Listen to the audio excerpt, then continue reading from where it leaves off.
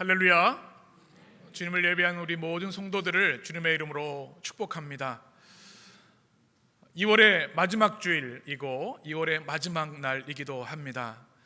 지난 2월을 떠올려 보면 한파도 있었고 또 코로나 팬데믹으로 인해서 위기 상황들이 많이 있었습니다. 여러분 2월 한 달 어떻게 지내셨습니까? 많이 힘들고 어려우셨을 텐데 이 시간 주님의 위로와 회복의 은총이 여러분 가운데 함께 하시기를 축복합니다. 또 내일부터는 3월이 시작됩니다. 새로운 3월, 또 봄이 오는 3월인데요 하나님께서 새봄의 은총, 또 생명의 기쁨이 우리에게 회복되도록 은혜를 베풀어 주실 줄 믿습니다. 내일은 3월 1일 3.1절이기도 합니다. 참 어려운 시대의 3.1절은 우리에게 더 큰 의미가 있는 것 같습니다. 우리 민족이 일제강점기를 통해서 역사의 어두운 터널을 지날 때 우리 민족의 선조들이 믿음으로 또 하나님의 약속하심을 붙들고 자유의 외침을 했던 3.1절, 우리가 특별히 그 뜻깊은 생각들을 마음에 새겨야 할 줄 믿습니다. 어려운 시대마다 하나님은 믿음의 사람, 희망의 사람, 소망의 사람들을 세워주셔서 역사의 어둠을 물리치시는데요 3.1절의 사람들이 그러했습니다. 특별히 3.1절 3.1운동의 민족대표 33인 중에 16명이 크리스찬이었습니다. 주님을 위해 헌신하고 기도하며 나라와 민족을 위해서뿐만 아니라 하나님 나라가 이 땅에 임하도록 기도했던 민족 대표들, 그 중에 16명이 크리스찬이었습니다. 그리고 15명이 천도교, 2명이 불교도였습니다.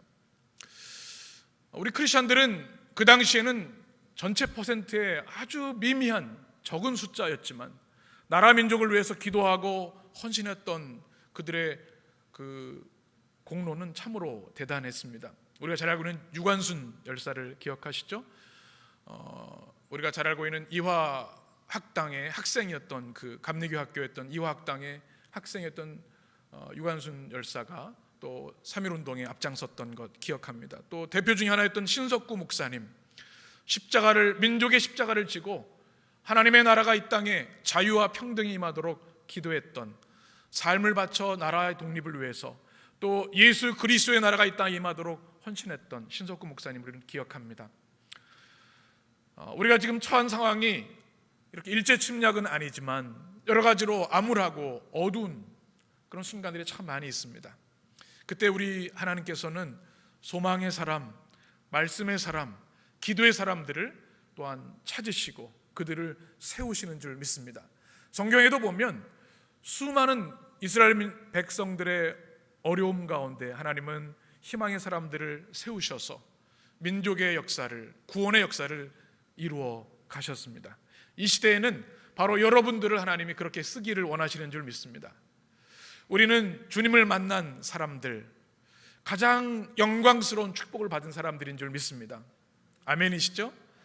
우리가 사순절을 맞으면서 주님을 만난 사람들, 바로 예수님을 가장 가까이서 만났던 예수님의 제자들의 이야기를 통해서 하나님, 이 사순절에 우리 또한 다시 한번 주님을 뜨겁게 만나기를 원합니다. 기도하며 말씀을 경청하고 있습니다. 베드로를 기억하시죠? 인간적인 결함이 많았습니다. 성격도 급하고 일을 그르친 일이 많았어요. 그런데 그의 어떠함이 아니라 그를 부르신 우리 주님의 어떠하심, 전등하시고 완전하신 주님께서 그를 사용하셨기 때문에 그는 피터, 베드로, 페트라, 반석 같은 주님의 일꾼이 되었습니다. 오늘 우리가 나눌 제자의 모습은 바로 안드레입니다. 여러분, 안드레 하면 뭐가 가장 먼저 떠오르십니까? 목사님, 베드로는 그래도 좀 아는 것 같은데 안드레는 잘 모르겠어요, 이런 분들이 많으실 것 같아요. 이름은 좀 들어봤는데 성경에 어디 나오는지, 무슨 일을 했는지 잘 모르겠어요, 이렇게 생각하시는 분들이 많을 겁니다. 그런데 안드레는 굉장히 중요한 제자입니다. 제가 그 헬라어를 하나 보여드릴 텐데 자막을 보시면 프로토크라토스라는 말이 있습니다. 그것이 바로 안드레를 칭하는 말인데요, 예수님의 첫 번째 제자, 프로토라고 하는 게 처음이란 뜻이지 않습니까? 바로 주님께서 수많은 제자들이 있었고 특별히 12제자가 있었는데 그 중에서도 가장 먼저 부르신 사람이 누구예요? 바로 안드레였습니다. 이건 참 큰 영광이죠. 우리는 처음이라고 하는 것에 큰 의미를 둡니다. 우리가 살아가다 보면 처음의 소중함을 깨닫죠. 나라를 처음 세운 사람도 우리가 기억을 합니다. 또 북극 탐험을 처음 한 사람도, 또 이번에는 우리 백신 접종을 우리나라 누가 맞느냐에 따라서 이런저런 이야기들이 있지 않았습니까? 처음은 그렇게 중요한 의미가 있죠. 안드레는 이렇게 프로토클레토스, 예수님의 첫 번째 제자라고 하는 영광을 받았는데, 생각해 보니까 그렇게 유명한 것 같지가 않아요. 그가 뭘 했는지 잘 알지를 못하는 겁니다. 왜 그랬을까? 그렇지만 그는 주님께 무엇보다 그 누구보다 귀하고 아름답게 쓰임 받았습니다. 주님을 만난 이후로 그의 삶은 완전히 달라졌습니다. 오늘 주님을 만난 사람 안드레를 통해서 주님, 저도 주님을 만남으로 안드레처럼 변화되기를 원합니다. 여러분의 기도와 응답이 되시기를 축복합니다. 첫 번째로 안드레는 어떤 사람이었는가? 주님의 첫 번째 제자 안드레는 뒤에서 묵묵히 섬기는 제자였습니다. 여러분, 베드로를 잘 알지 않습니까? 우리가 베드로는 앞장서는 사람이었습니다. 리더십이 있었고요, 불같은 성격이었어서 누군가를 이끌어가야 직성이 풀리는 사람이었어요. 물론 실수도 많이 했지만 그의 지도력은 대단했습니다. 그래서 예수님 하면 수제자 베드로, 사람들이 그 지역의 모든 사람들이 베드로 이름을 기억하고 있었습니다. 근데 안드레는 잘 모르는 거예요. 오늘 요한복음 1장에 보게 되면 그것이 여실히 드러납니다. 말씀 40절 말씀을 같이 읽겠습니다. 요한의 말을 듣고 예수를 따르는 사람 중에 하나는 시몬 베드로의 형제 안드레라. 안드레를 뭐라고 소개하고 있어요? 누구의 형제? 시몬 베드로의 형제. 왜 그랬을까요? 우리랑 똑같은 거예요. 안드레를 아십니까 하면 누군지 모르겠는데요, 사람들이 잘 모르니까 그 당시에 유명했던 사람, 베드로의 형제라고 하는 것을 붙이는 거죠. 여러분, 그 농구선수 허웅 씨라는 분을 혹시 알고 있습니까? 사진을 한번 보시면 누군지 혹시 농구를 좋아하는 분들은 아시겠죠. 잘 모르신 분이 많아요. 그런데 허재 감독의 아들 하면 다 알아요. 그렇죠? 마찬가지예요. 안드레를 얘기를 하면 사람들이 모르는 거예요. 그 유명한 베드로의 형제가 있는데 그 사람의 이름이 안드레입니다. 요한복음이 그렇게 그를 소개하고 있는 것이죠. 그런데 이런 질문이 듭니다. 예수님을 가장 먼저 만났고 예수님과 3년 동안 공생의 사역을 같이 했고요, 누구보다 주님과 친밀하게 교제하며 말씀을 배우고 훈련받았던 안드레, 그런데 왜 그는 이렇게 알려지지 않은 것일까요? 베드로는 누구나 이름만 들어도 아는데 안드레는 왜 이렇게 성경에도 기록된 부분이 적은 것일까요? 그것에는 매우 중요한 안드레의 성품과 사역 스타일이 있는 것을 우리는 알게 됩니다. 안드레가 잘 알려지지 않은 이유가 있는데, 그것은 뭔가 하면 안드레는 뒷자리에 있기를 좋아했습니다. 베드로는 앞에 나서야 직성이 풀리는 사람이에요. 그래서 성경을 우리 복음서를 보면요, 막 앞장서서 예수님을 변호하기도 하고, 또는 너무 그 성격이 급해서 실수해서 주님께 책망받기도 하죠. 그런데 안드레는 뒤에 있어요. 잘 몰라요, 사람들이. 그리고 그는 신중한 사람이었고 차분한 사람이었습니다. 깊이 생각하고 한 번 결정한 것은 끝까지 해내는 그런 묵직한 주님의 제자였던 것이죠. 베드로를 우리는 리더 유형이라고 합니다. 앞장서 이끌어가는 사람. 안드레는 뭘까요? 참모입니다. 리더 옆에서 조용히 차분하게 냉정하게 신중하게 도와주는 사람. 누가 더 중요할까요? 둘 다 필요합니다. 베드로 같은 리더가 있어야 돼요. 어떤 일을 추진하려면 이끌어가는 리더가 반드시 필요합니다. 그런데 베드로가 많으면 문제가 생겨요. 왜 그럴까요? 나를 따르는 사람이 너무 많으면 산으로 가야 될지 강으로 가야 될지 몰라요. 그러다가 혼선이 생겨요. 베드로도 필요하지만 사실 교회에 더 많이 필요한 사람들은 안드레입니다. 조용히 묵묵히 리더를 도와서 주님의 일을 감당하는 사람, 안드레가 필요하다는 사실입니다. 안드레의 사역의 특징이 있는데 그것은 뭔가 하면 사람들의 관심에 그렇게 치중하지 않는 거예요. 관심의 중심에 서는 걸 별로 좋아하지 않았고 신경 쓰지 않았어요. 여러분, 우리 살아가다 보면 관심 받고 싶어하는 마음이 누구에게나 있습니다. 얘기를 들어보니까 뭐 연예인들도 가수도 그렇고 그 센터 차지하려고 많이 서로 그런 갈등도 있다고 하더라고요. 좀 스포트라이트를 받고 싶고 관심을 받고 싶어하는 거예요. 근데 안드레는 사람들의 관심에 그렇게 개의치 않은 거예요. 주님만 바라보았기 때문에 주님만 아시면 충분하지. 또 안드레는 질투하지 않았습니다. 예수님이 이제 위대한 기적들을 하시니까 이제 지도자의 위치, 왕이 되실 거라고 하는 그런 기대를 갖던 제자들은 내가 좌편에 내가 우편에 자리 싸움을 막 하고 있었습니다. 그런데 여기에 안드레는 그곳에 들어가지 않았습니다. 그리고 안드레는 은사와 사명에 충실했습니다. 누가 알아주던 누가 관심 있건 상관없이 주님이 내게 맡겨주신 은사와 책임에 충성을 다하는 사람이었습니다. 참 멋있는 사람이죠. 이 시대에 안드레가 필요합니다. 우리도 그런 삶이 우리의 모습 속에 드러났으면 좋겠어요. 누군가의 인정받으려고 안절부절하고 아둥바둥하는 것이 아니라 우리 주님이 아시니 그것으로 충분하고 질투할 것도 없고 비교할 것도 없고 그저 내게 주신 은사와 사명에 최선을 다하는 사람. 여러분, 이 시대 안드레들이 되어주시기를 간절히 축복합니다. 어떻게 안드레처럼 살 수 있을까요? 우리의 주요 관심이 어디 있느냐, 이것을 점검해야 합니다. 안드레의 관심은 오직 주님께 있었습니다.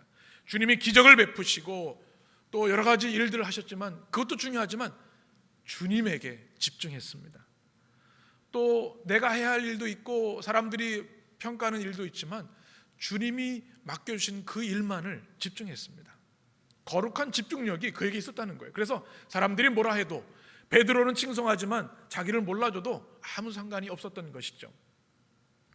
오직 주님을 위해 살아가는 삶, 이것이 우리의 소원이 되었으면 좋겠습니다.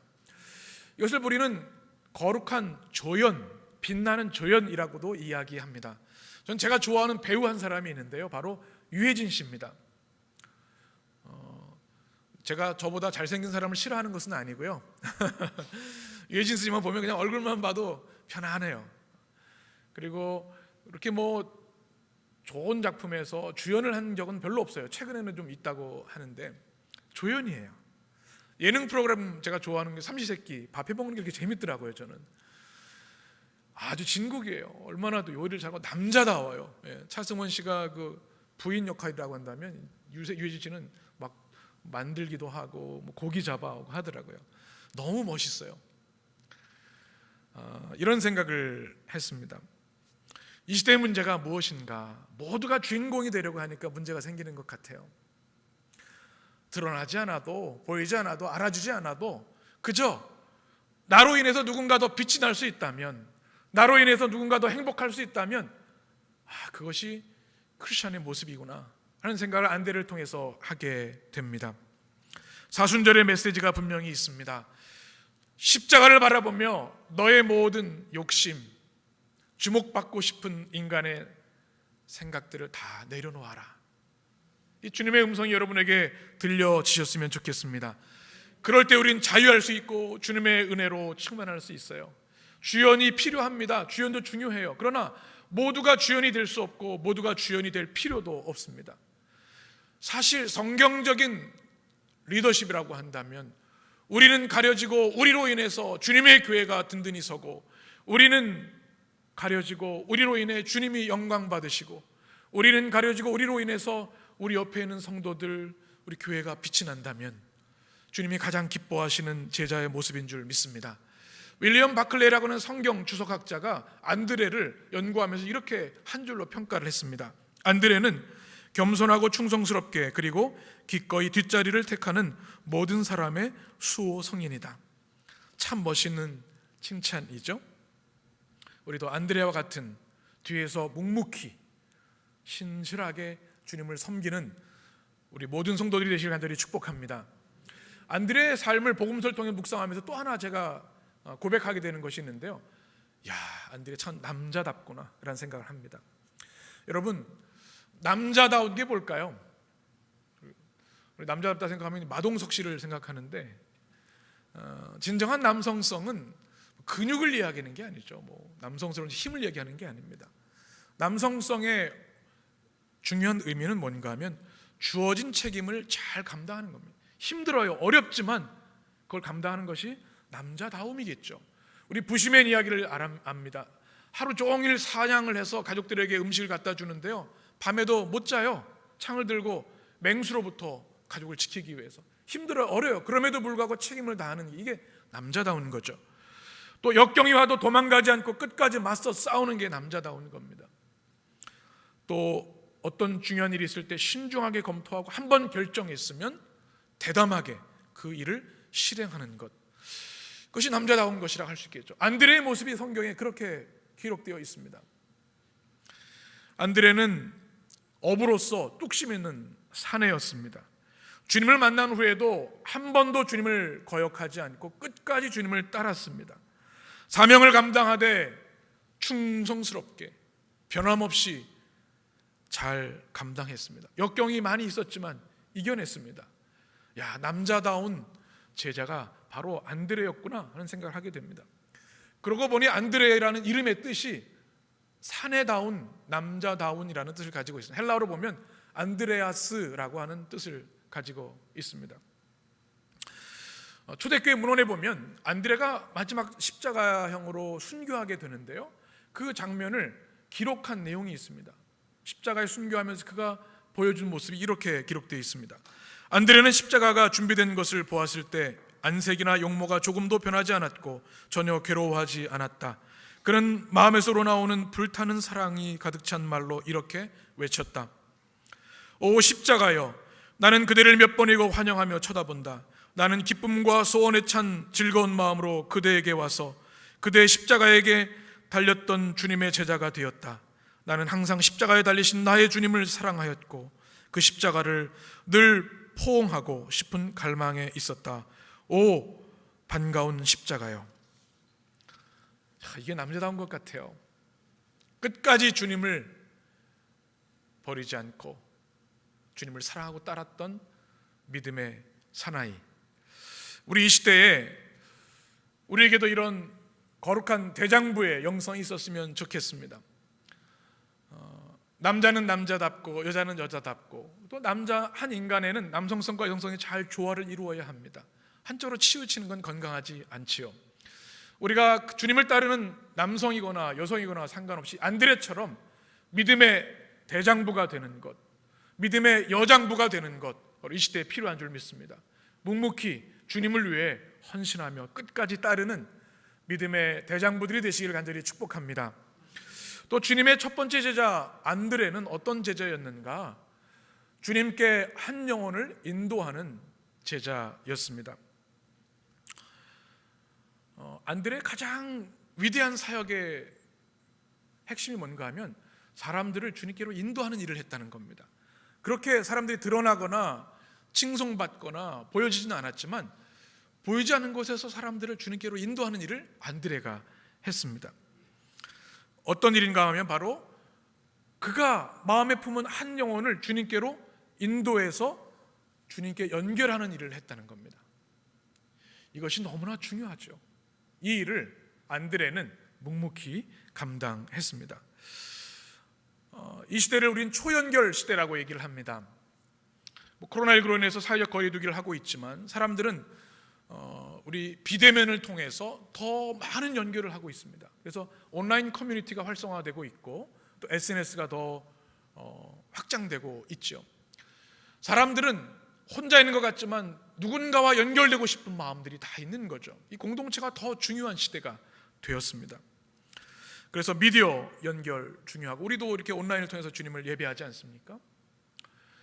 여러분, 이 비즈니스의 모델도 많이 변화가 있습니다. 2000년대 이전에만 해도 제조업들이 부각을 받았죠. 자동차를 만들고 또 핸드폰을 만들고 뭐 이런 것들이 큰 수익을 창출했는데요. 이제 현대 시대에는 연결 또 플랫폼 사업들이 곽강을 받고 있습니다. 세계 최고의 기업이라는 사람들을 우리가 팡이라고 얘기합니다. F가 뭐죠? 페이스북이고, 아마존, 애플, 넷플릭스, G가 구글입니다. 제조하는 사람들이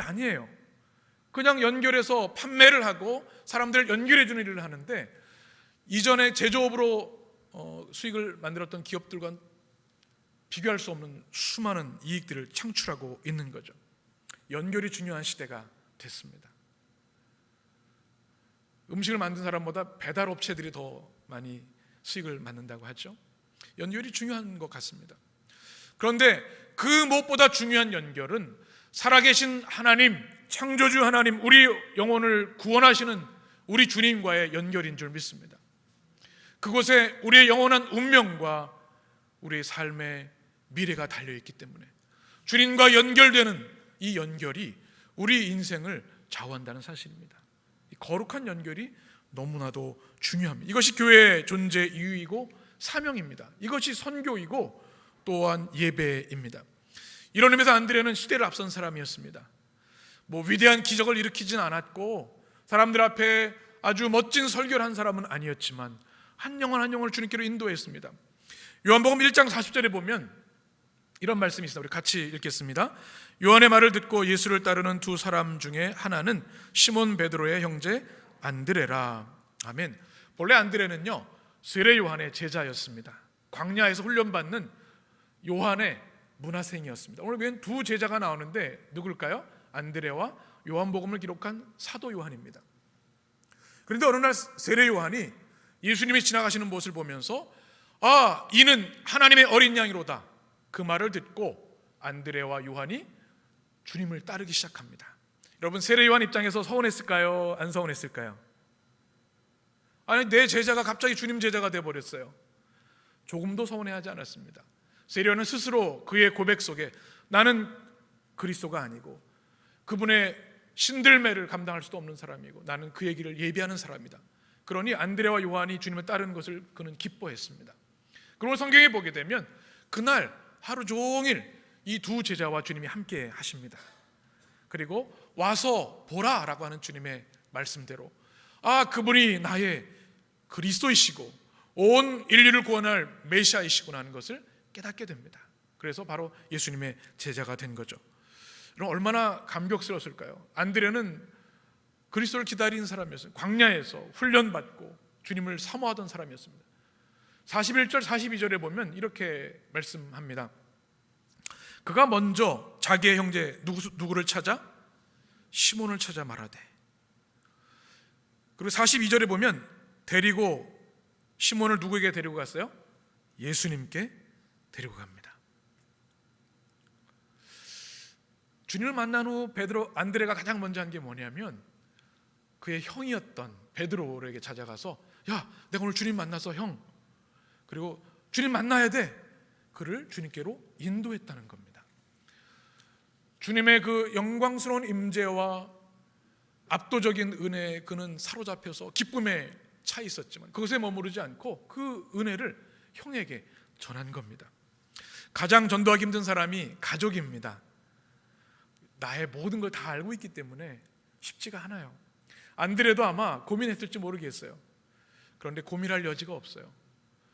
예수 그리스도를 만난 압도된 은혜에 주님을 전하지 않고는 견딜 수 없었던 거죠. 그래서 가장 사랑하는 형을 데리고 주님께로 나옵니다. 여러분, 그러면서 그가 뭐라고 고백하냐면 오늘 성경의 말씀대로 우리가 누구를 만났다? 메시아를 만났다. 성경에서 가장 중요한 단어 중 하나가 메시아죠. 메시아 히브리어인데요, 이 단어는 우리 헬라어로는 크리스토스, 그리스도를 말합니다. 구원자를 만납니다. 그냥 위대한 스승, 기적을 베푸는 미라클 메이커가 아니라 온 우주를 창조하시고 인간의 몸을 입고 이 땅에 오신 참 하나님, 그분이 나사렛 예수 그리스도시고 내가 그분을 만났다. 우리의 구원자이고 온 인류의 구원자신 그분을 내가 만났다. 그의 고백이 베드로의 인생을 송두리째 바꿔놓은 거예요. 그의 운명을 바꾼 거죠. 여러분, 베드로가 베드로 될 수 있었던 건 누구 덕분이에요? 안드레입니다. 안드레가 주님께 그를 인도했기 때문에 베드로로 인해서 초대교회가 든든히 세워졌고 복음의 역사가 온 세계를 향해 나갈 수 있었던 거죠. 베드로가 큰 일을 했지만 그가 되게 한 것은 안드레의 인도함에 있었다는 사실입니다. 우리 안에 이 안드레의 고백이 이 사순절에 더 강력해지길 원합니다. 내가 믿는 예수님, 내가 만난 주님이 그냥 인격적인 교사나 지혜자가 아니라 온 우주를 창조하시고 우리를 구원하시는 전능하신 하나님이심을 믿습니다. 내가 메시아를 보았습니다. 내가 주님을 만났고 지금도 만나고 있고 영원토록 내가 그분과 함께 할 것입니다. 이 안드레의 고백이 여러분의 고백이 되시길 간절히 축복합니다. 이 고백은요, 베드로를 태어나게 합니다. 전도가 다른 게 아니에요. 어려운 게 아니에요. 내가 만난 주님을 내가 이야기하면 그것이 가장 강력한 전도가 되는 거죠. 여러분의 믿음의 고백, 내가 주님을 만났습니다. 이 고백을 통해서 여러분을 통해 많은 베드로들이 이 땅에 태어나는 역사가 있게 되기를 간절히 축원합니다.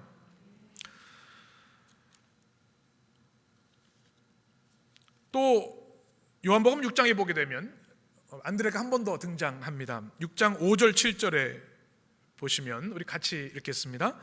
예수께서 눈을 들어 큰 무리가 자기에게로 오는 것을 보시고 빌립에게 이르시되 우리가 어디서 떡을 이렇게 말씀하심은 친히 어떻게 하실지를 아시고 빌립을 시험하고자 하심이라. 빌립이 대답하되 각 사람으로 조금씩 받게 할지라도 200다네리온의 떡이 부족하리이다. 아멘. 이 너무나 잘 알고 있는 말씀이죠. 광야에 주님의 말씀을 듣고자 수많은 군중들이 모였습니다. 성인 남자만 5천 명이니까 여성과 아이들, 노인들을 합치면 2만 명 정도로 추정을 합니다. 그런데 주의 말씀에 몰입하다 보니까 때를 지난 거예요. 밥을 먹어야 되는데 주님이 빌립에게 이렇게 얘기를 합니다. 이 사람들을 어떻게 먹이면 좋겠니? 했더니 무슨 얘기예요? 주님, 불가능합니다. 이 광야에 식당도 없고 어떻게 밥을 먹입니까? 2만 명을 조금씩 넣어도 200데나리온, 한 데나리온이 그 당시 노동자 하루품 싸기니까 얼마나 큰 돈이에요. 불가능합니다. 그런데 이야기를 듣는 한 사람이 있었어요. 누구죠? 안드레입니다. 그 다음 말씀을 보겠습니다. 8절 9절 보면 제자 중 하나가 시몬 베드로 형제 안드레가 예수님께 말합니다. 우리 9절 같이 있습니다. 여기 한 아이가 있어 보리떡 5개와 물고기 2마리를 가지고 있나이다. 그러나 그것이 이 많은 사람에게 얼마나 되겠사옵나이까. 빌립은 계산이 빠른 사람이 현실주의자예요. 불가능합니다 주님, 결론을 내버렸어요. 그런데 안드레는 물론 불가능한 상황이지만 그는 자신이 할 수 있는 최선을 다합니다. 그리고 한 소년이 가지고 있는 도시락을 발견하고 그걸 주님께 가지고 오는, 이게 믿음이죠. 우리 생각으로 우리 계산으로는 안 되는 일이에요. 그런데 주님, 이 작은 것으로도 주님은 이 많은 사람들을 충분히 먹이실 수 있는 주님이십니다. 믿음의 고백을 했을 때 그 광야는 천국의 체험관이 되었습니다. 수많은 사람들이 오병이어의 기적을 경험했고 12광주리가 남는 풍성한 하나님의 나라를 그곳에서 경험한 것이죠. 여기 안드레의 참 멋진 모습이 등장합니다. 한 소년을 발견하는 믿음. 이 시대 우리에게 필요한 것이 뭐냐면 작은 것을 귀하게 여기는 겁니다. 우리 눈에는 작지만 주님 손에는 작은 것이 없는 줄 믿습니다. 소년의 이 도시락 하나가 수많은 사람들을 먹일 수 있었지 않습니까? 주님, 저는 이 도시락만한 작은 것도 없습니다.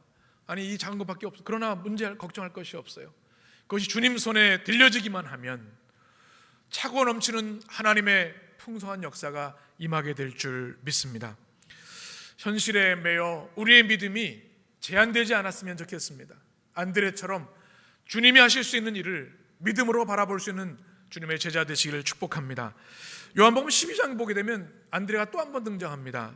20절 말씀을 같이 보시면 이렇게 말씀, 명절에 예배하러 올라온 사람 중에 누가 있어요? 헬라인들이 있었습니다. 이방인들이죠. 그리스인들입니다. 21절에 보면 그들이 갈릴리 벳세다 사람 누구에게? 왜 빌립에게 갔을까요? 빌립은 헬라식 이름이었습니다. 그 친분을 이용해서 이 예수님이 유명하다고 하는데 주님 좀 만나게 해주세요. 그랬더니 빌립이 어떻게 합니까? 22절을 보면 빌립이 누구에게? 안드레에게. 빌립이 직접 예수님께 인도하지 않았습니다. 베드로, 요한에게 인도하지 않았습니다. 누구에게요? 안드레에게 이 헬라인들, 이방인들을 주님께 인도할 것을 부탁합니다. 왜 그래요? 빌립이 알았던 겁니다. 안드레는 누구보다 한 영혼을 소중히 여기고 사랑하는 사람들이라는 것. 그 당시 이방인은 적대시하고 피하는 사람들이었지만 안드레만큼은 그 영혼들을 주님께로 잘 인도할 거라는 믿음이 있었기 때문에 참 귀하죠. 그래서 안드레를 우리는 베드로를 인도한 첫 가정 선교사일 뿐만 아니라 이방 선교사라고 이야기를 합니다. 세계 선교사라고 얘기를 합니다. 우리에게도 한 영혼을 안드레처럼 귀하게 여기고 사랑하고 그 영혼을 어떻게든 주님께로 인도하려고 하는 은혜가 있었으면 좋겠습니다. 여러분, 제가 사진 한 장 보여드릴 텐데 에드워드 킴벌이라는 사람이 있습니다. 혹시 누군지 아시겠습니까? 수염이 참 멋있죠? 잘 모르실 거예요. 그런데 이 사람을 다음 사람과 연결하시면 바로 아실. 그 다음 사진 보시면 D.L. 무디를 여러분 잘 아실 거예요. 위대한 부흥의 설교자 D.L. 무디가 있죠. 영국과 미국의 수만 명을 주님께로 인도한 위대한 설교자, 또 복음 전도자였습니다. 이렇게 그 당시 사진들이 이렇게 있었어요. 그의 설교를 듣기 위해서 사람들이 이렇게 모여들었습니다. 지금 현재 있는 시카고에 있는 무디 교회이고요. 또 그가 이제 그의 뜻을 따라서 무디 성경학교, 시카고에 있는 학교에서 지금도 많은 주의 종들을 키워내고 있습니다. 그런데 바로 에드워드 킴벌이라는 사람이 누군가 하면 18살이었던 D.L. 무디가 구두 닦기 할 때 찾아갔던 사람이었습니다. 전도한 거예요. 근데 그의 기록을 읽어보면 말을 잘 못해요. 주님을 전하는 것도 논리적으로 못하는 거예요. 그냥 내가 믿는 주님이 좋은데 너 무디 소년을 보니까 너 예수님 믿었으면 좋겠어, 나랑 교회 가자. 바로 교회학교 교사였습니다. 그렇게 해서 D.L. 무디가 교회 가게 되었고 성경을 읽고 말씀을 통해서 회심하게 되고 그리스도의 신실한 복음 전도자가 되어서 수만 명의 사람들을 주께로 인도하는 자가 되었죠. D.L. 무디도 훌륭하지만 그를 인도한 누구요? 에드워드 킴벌. 참으로 귀한 거죠. 우리 교회 우리 성도들이 그런 성도들이 많이 있었으면 좋겠습니다. 내가 빛나는 것이 아니라 나로 인해서 주님의 역사를 이뤄가고 주님의 영광을 드러내는 위대한 무디들을 세워나가는, 주님께로 그들을 인도하는 역사가 우리 가운데 있게 되기를 간절히 축복합니다. 연결이 중요합니다. 우리 인생이 아무리 가진 것이 많고 뛰어나다 할지라도 주님께 연결되어 있지 않으면 생명이 없습니다. 우리가 가진 것이 없고 힘들고 어려운 상황 가운데 있지만 주님과 연결만 되어 있으면 걱정할 것이 없는 줄 믿습니다. 전능하신 아버지께서 우리를 붙들고 계시기 때문에 이 사순절에 내가 주님과 잘 연결되어 있는지를 점검하시기 바랍니다. 그리고 여러분이 사랑하는 영혼 안드레처럼 주님, 그 영혼이 주님께 나아가 주님께 연결되기를 원합니다. 기도하는 사순절 되시기를 축복합니다. 제가 안드레에 대한 설교를 준비하면서 이런저런 책들을 읽고 묵상했는데요, 큰 감동을 받았습니다. 특별히 그의 삶의 아름다움은 마지막까지 변함이 없었다는 사실입니다. 주님이 부르셨던 프로토클레토스 첫 번째 제자, 그 순간부터 그가 순교하는 순간까지 주님을 등지지 않고 끝까지 주님을 사랑하고 주님을 전했다는 겁니다. 그래서 많은 유럽의 나라들이 이 안드레를 수호 성인으로 생각을 합니다.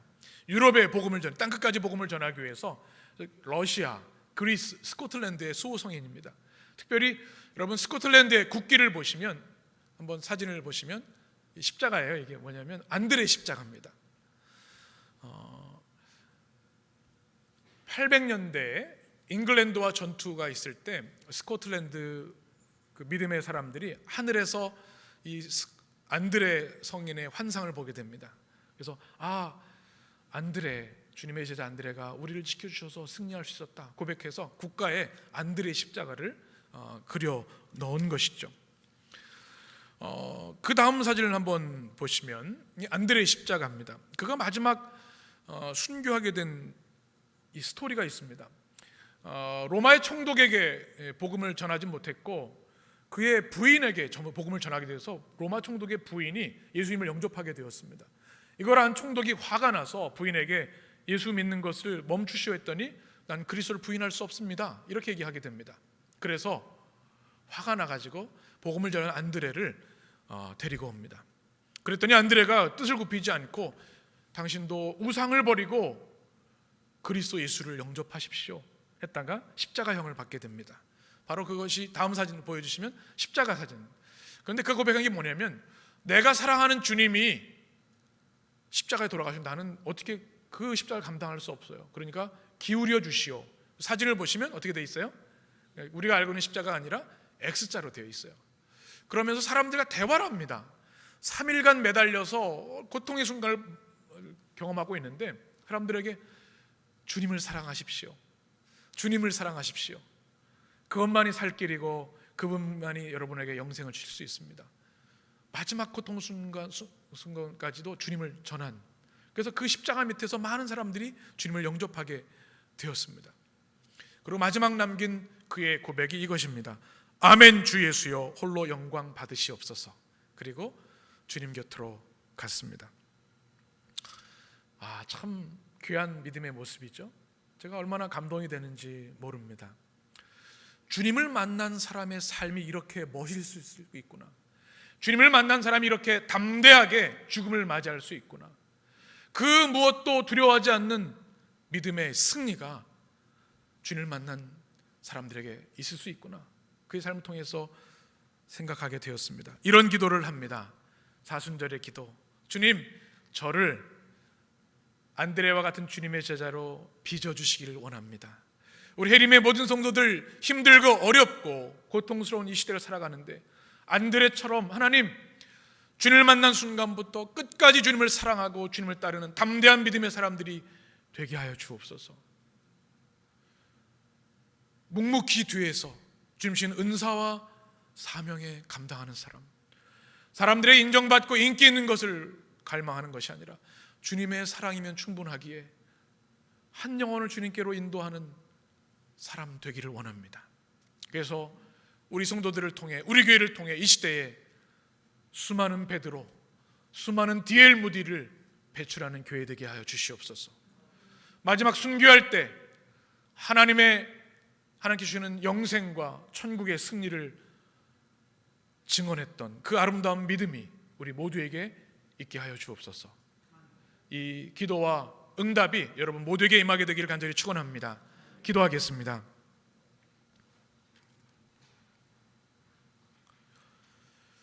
살아계신 하나님, 우리 인생 최고의 축복 주님을 만난 것입니다. 그것이면 충분합니다. 또한 지금 주님을 만나는 것 우리 삶의 가장 큰 기쁨입니다. 영원토록 주님과 동행하는 것 우리의 운명입니다. 처음 주님이 안드레를 불러주셨던 그 부르심을 또한 우리에게 말씀하고 계신 줄 믿습니다. 나를 따르라. 이미 주님을 만났지만 다시 한번 이 사순절 더 뜨겁게 주님 만나기를 원합니다. 그리하여 주님 만나 변화되었던 안드레처럼 사람이 아니라 하나님께 인정받는 종들이 되기를 원합니다. 묵묵히 뒤에서 섬기는 제자 되기를 원합니다. 한 영혼을 주님께 인도하는 제자 되기를 원합니다. 화려하지 않지만 주님께 칭찬받는 위대한 제자들이 되기를 원합니다.